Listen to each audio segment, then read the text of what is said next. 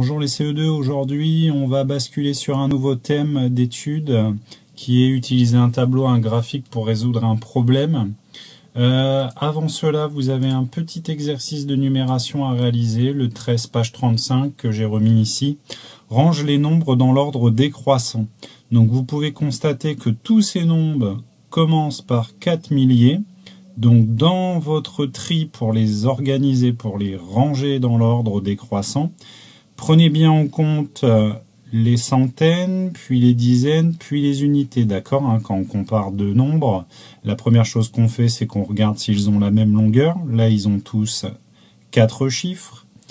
Et ensuite, on regarde en partant de la gauche et on compare chaque rang, donc les milliers, puis les centaines, puis les dizaines, et c'est comme ça qu'on arrive à déterminer le plus petit du plus grand. Donc voilà pour ce début. Allez, maintenant je passe à notre thème, utiliser un tableau, un graphique pour résoudre un problème aux pages 50 et 51. Alors l'activité cherchons est ici. Donc nous avons un tableau dans lequel est regroupé plusieurs informations. On sait que c'est le nombre de dents en fonction de l'âge. Pour tous les graphiques que vous allez avoir à étudier, il y a toujours une partie ici à la verticale et une partie ici à l'horizontale. Alors, c'est ce qu'on appelle des axes. Ici, on a l'axe vertical, ici, on a l'axe horizontal. Ici, on a donc le nombre de dents en fonction de l'âge. Exemple, à 1 an, on est censé avoir combien de dents? Donc là, il y a 5, là, il y a 10. On ne compte pas au hasard. Alors, je vais zoomer un petit peu pour qu'on y voit plus clair. Voilà. Donc, à 1 an, j'ai 5, 6, 7, 8 dents. D'accord? Vous voyez ici, on arrive à 8 dents. Et je vérifie, 9, 10. Ici, j'arrive à 10, donc c'est bon, je ne me suis pas trompé. À 1 an, on a 8 dents. Ok, donc voilà, je vous ai présenté un petit peu là comment ça fonctionnait la lecture de graphique. Hein? Là, exemple, à 3 ans, ça tombe pile poil sur 20, donc c'est facile à compter. En revanche, quand c'est des graduations intermédiaires, eh bien, il faut faire le lien jusqu'à l'axe vertical pour calculer. Et donc là, par exemple, pour 12 ans, on peut lire l'information directement ici, en partant de 25 ou en décomptant à partir de 30. Alors, quelle est la question qu'on vous pose? Combien de dents poussent chez un être humain entre 1 et 25 ans? Donc ça, c'est le nombre de dents à 1 an, et si on regarde, on va jusqu'à 25 ans. Grâce à cela, on peut savoir le nombre de dents qui poussent chez un être humain entre 1 an et 25 ans. Donc voilà pour cette première activité. Maintenant, on descend en dessous et on passe au problème numéro 1. Alors, pour le problème que voici. Madame Duchapiteau calcule le nombre de billets vendus chaque jour dans son cirque. Alors, on va donc avoir un graphique qui va donner le nombre d'entrées, regardez, c'est écrit ici, le nombre d'entrées, en fonction du jour de la semaine. Ça veut dire que, exemple, le jeudi, il y a tant d'entrées. D'accord? Je me mets à jeudi et il y a ce nombre d'entrées. Je fais exprès de ne pas vous le dire. Hein.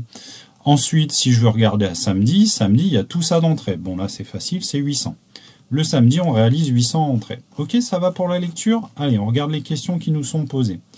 Combien d'entrées de différence y a-t-il entre le jeudi et le samedi? Bah tiens, comme par hasard. Donc, le jeudi, c'est là. Ok. Et le samedi, c'est là.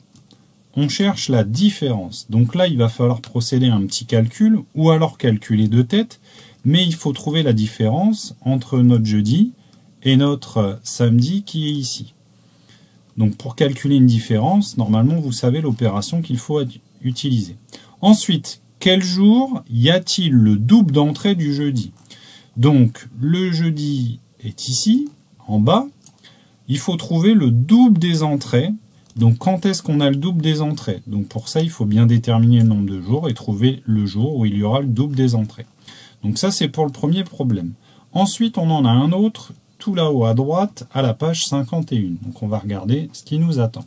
Alors pour le problème, une bibliothécaire demande à 7 enfants de remettre sur l'étagère les romans empruntés. Donc voilà les 7 enfants. Maëlys, Pablo, Lucas, Margot, Émilie, Loïc, Quentin. Vous voyez que par exemple, Lucas, il n'a pas rendu de livres, puisque c'est à 0. Donc là, ici, on a le nombre de livres lus en fonction des enfants qui sont représentés ici. En t'aidant du graphique, indique combien de romans ont lu les 7 enfants. Attention, on ne vous parle pas d'un enfant en particulier, on vous parle des 7. Ce qui veut dire qu'il faudra faire un calcul pour justement déterminer combien il y en a. Donc vous pouvez calculer de tête ou poser l'opération et ainsi répondre à la première question qui est celle-ci. Ensuite, sur l'étagère des romans, il y a maintenant 167 livres. Combien y en avait-il avant que les 7 enfants rendent leurs livres? Donc, juste avant, pour la question A, on a calculé le nombre de livres rendus par ces 7 enfants. Maintenant, on nous dit qu'il y en a 167. Il faut chercher, avant que ces 7 enfants posent leurs livres, combien il y avait de livres juste avant qu'ils ne les posent.